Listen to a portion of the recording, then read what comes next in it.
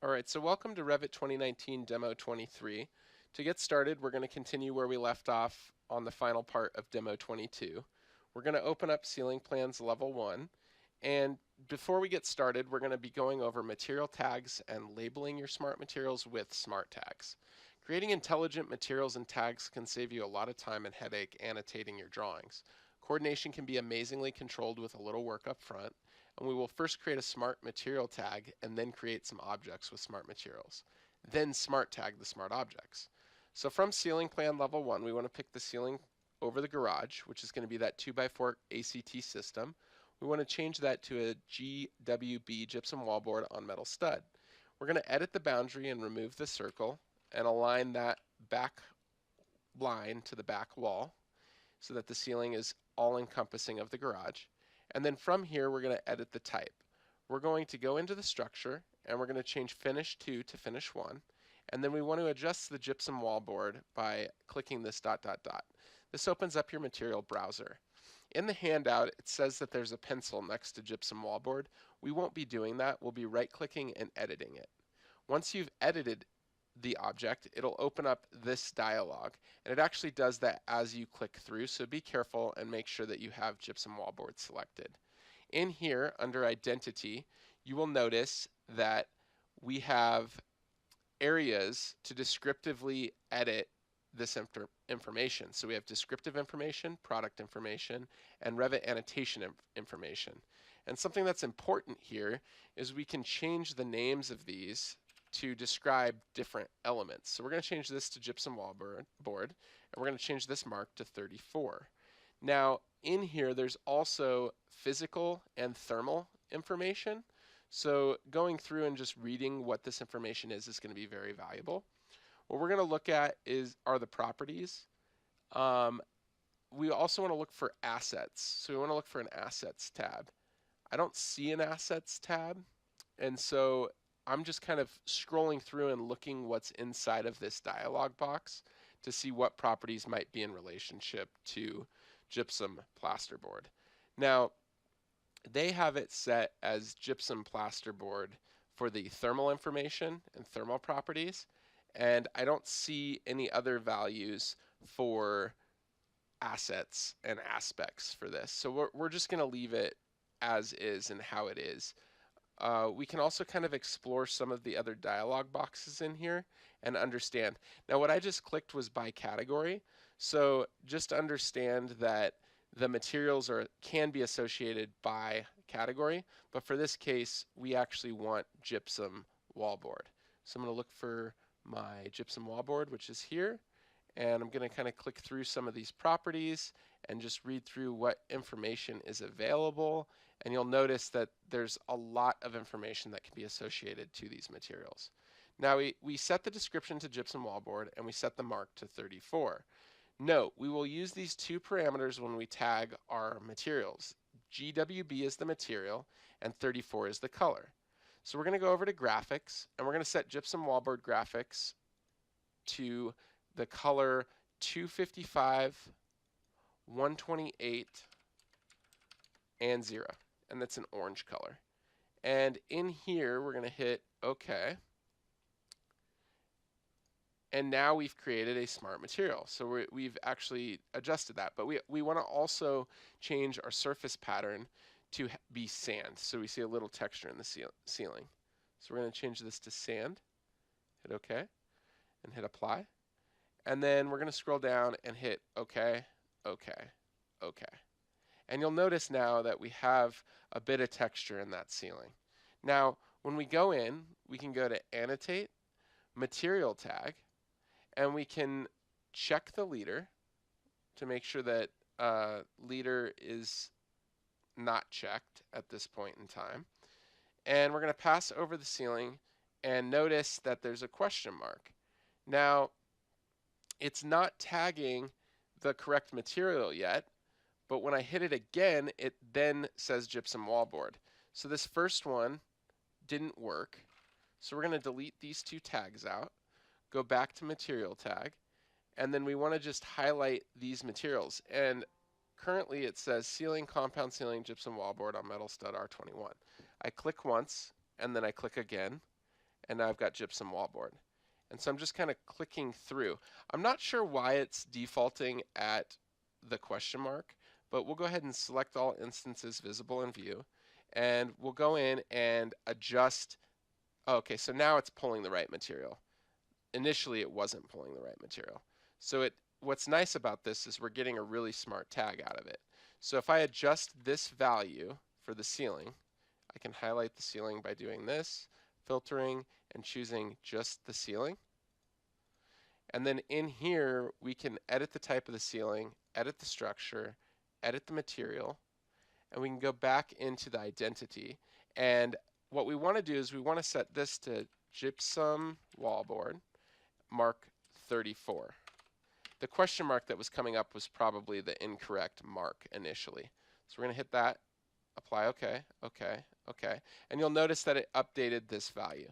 So we'll go ahead and come back in here, material tag, gypsum wallboard. So it knows what that material is based off of what's assigned to it. So that's super powerful. So it's smart, but we're not done. We're going to make a custom material tag. So we're going to come back up here, material tag it, place it again, and we're going to edit the family of the tag. Or you could double click the tag. Once you left click on this, we'll edit the label, and we'll see some sample text in here, sample value. What we want to do is we want to find description. So we note that this is description. Now, the categories of the parameters on the left, these can be labels. So what we're going to do is we're going to create a custom tag. Let's create a custom material tag that looks for two parameters. We want to look for description and mark. So I can pull mark over. And this, the mark description will be the material abbreviation, and mark will be a color code number. So this would be color code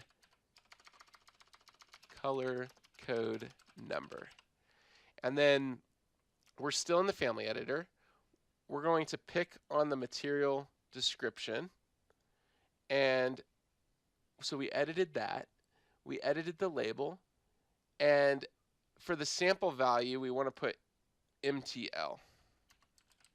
We're going to put MTL. We will have three-letter acronyms for materials, and therefore that description needs to be 3 letters. Now, this sample value could be 00 or XX. I would prefer just 00 for now. So if we hit apply, that's good for now. We need to see the reference planes to properly set up and out text. So what we're going to do is hit OK. And you'll notice that it's MTL00, material 00. And then we're going to hit VV. And we want to check this box under annotation categories. And then from there, we're going to see reference and dimensions come on. So those come on. Hit apply and hit OK. So you'll notice that it threw on those reference lines for us. So we're going to horizontal align right. So to do that, we're going to go horizontal align right. And then we're going to adjust the label such that it's aligned over here.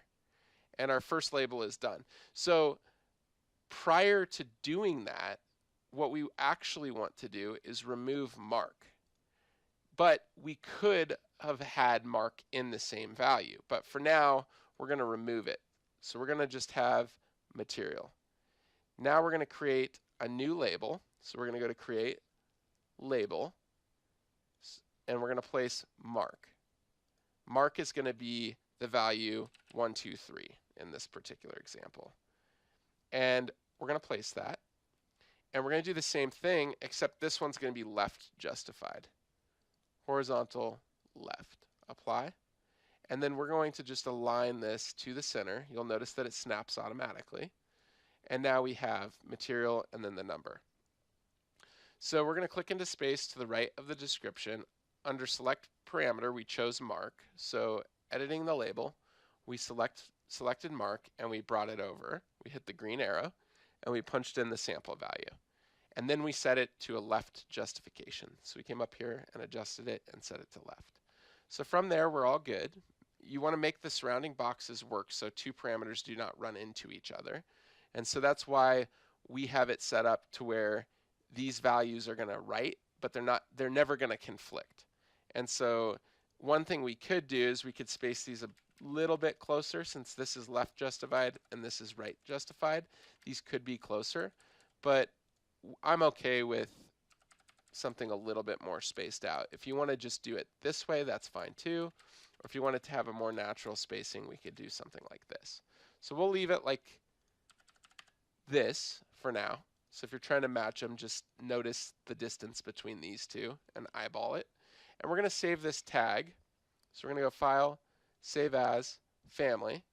And you guys will want to save this in your demo files folder, but I'll go ahead and just save it on my desktop for now. Gallatin material tag.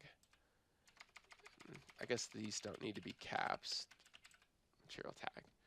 And we're going to hit save. And then we're going to load into project and close. And now what you'll notice is I placed that initial tag and it didn't call on it, but it did the second time.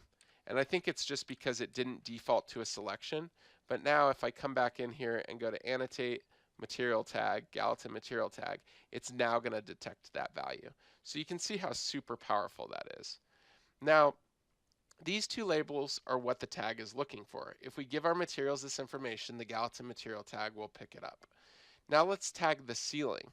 Pick the first material tag, go to properties and switch it to your Gallatin material tag. So we'll go back and we'll hit material tag. And you want to make sure that you have this Gallatin material tag selected. We're going to choose leader, and we're going to leader from here to here to here. And notice it was 3 clicks. So it was the initial point, the elbow, and then the overall description. And the tag is looking for material description and mark, which our material has. You may need to modify the family to keep the letters and numbers spaced properly. Consider the drawing coordination issues solved if you create smart materials and tag them smartly. You've learned how to create a custom material, apply information to the parameters of the material that will be picked up by annotation tags. You applied the material to a system family or ceiling, and you have learned what an annotation tag is and how it works. You created your own tag to hunt for chosen parameters. So what we want to do now is we're going to save this as revit2019demo23. So I'm going to escape twice, File, Save As, Project, and we'll save it as demo23. And I will see you in the next lecture.